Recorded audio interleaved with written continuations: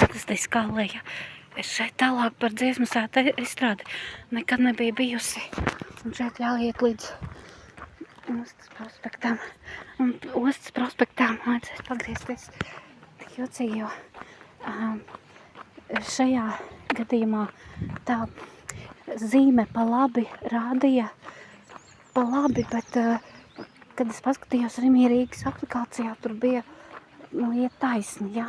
Un tāpēc arī nezinu, es ceru, ka es pareizēju. Ceru. Jo es skatos pēc Rimi Rīgas aplikācijas, jo varbūt tas žoks bija vienkārši pagriezts kaut kā nolikts gar malu un rādīja nepareizi. Tāpēc arī domāju, kad šeit ir jāiet. Bet to jau pēc tam redzēs jau.